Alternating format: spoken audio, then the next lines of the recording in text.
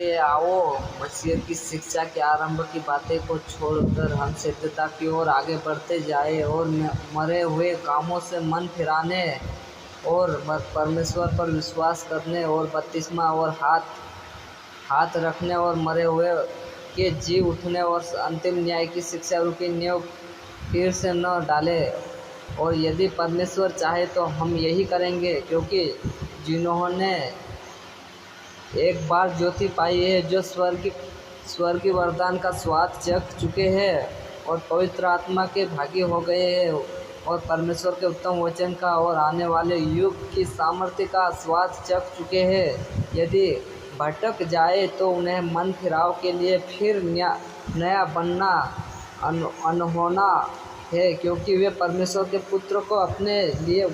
फिर क्रूस पर चढ़ाते हैं और प्रकट में उस पर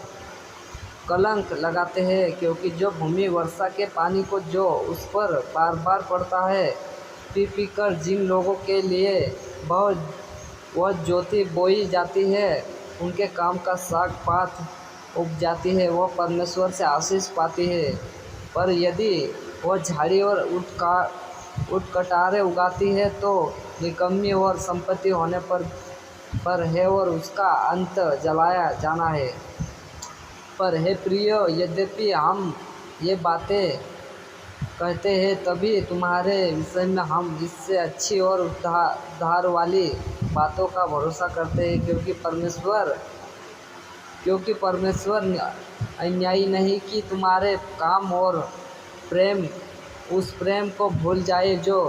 तुमने उसके नाम के लिए इस रीति से दिखाया कि पवित्र लोगों की सेवा की और कर भी रहे हो। पर हम बहुत चाहते हैं कि तुम में से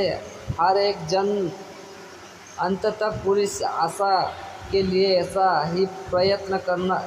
करता रहे, ताकि तुम आलसी न हो जाओ, वरन उनका अनुकरण करो जो विश्वास और धीरज के द्वारा प्रतिज्ञाओं के वारिस होते हैं। और परमेश्वर ने इब्राहिम को प्रतिज्ञा देते समय जबकि शपथ खाने के लिए किसी को अपने से बड़ा न पाया, तो अपनी ही शपथ खाकर कहा कि मैं सचमुच तुझे बहुत आशीष दूंगा और तेरी संतान को बढ़ाता जाऊंगा। और इस रीति से उसने धीरज धरकर प्रतिज्ञा की हुई बात प्राप्त की। मनुष्य तो अपने ही किसी बड़े की शपथ खाया करते हैं और उनके हर एक विवाद का फैसला शपथ से पक्का होता है। इसलिए जब परमेश्वर ने प्रतिज्ञा के वारिस पर और भी साफ रीति से प्रकट करना चाहा कि उसकी मनसा बदल नहीं सकती, तो शपथ को बीच में लाया, ताकि दो बेबदल बातों के द्वारा जिनके विषय में परमेश्वर का झूठा ठहराना अनहोना है, हमारा दृढ़ता से हारस बंध जाए, जो शरण लेने को इसलिए दौड़े हैं कि उस आशा को जो सामने रखी हुई है प्राप्त करे। वह आशा हमारे प्राण के लिए ऐसा लंगर है जो स्थिर और दृढ़ है और पर्दे के भीतर तक पहुंचता है, जहां यीशु मलिकिसिद की रीति पर सदा काल का महायाजक बनकर हमारे लिए अगुवों की रीति पर प्रवेश हुआ है। यह मलिकिसिदक सालेम का राजा और परम प्रधान परमेश्वर का याजक सर्वदा याजक बना रहता है। जब इब्राहिम राजाओं को मारकर लौटा जाता था, तो इसी ने उससे भेंट करके उसे आशीष दी। इसी इब्राहिम ने सब वस्तुओं का 10वां अंश भी दिया। यह पहले अपने नाम के अर्थ के अनुसार धर्म का राजा और फिर सालेम अर्थात शांति का राजा है, जिसका न पिता न माता न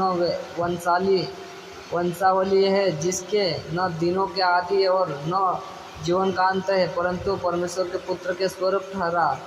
अब इस पर ध्यान करो कि यह कैसा महान था, जिसको कुलपति इब्राहिम ने अच्छे से अच्छे माल की लूट 10वां अंश दिया।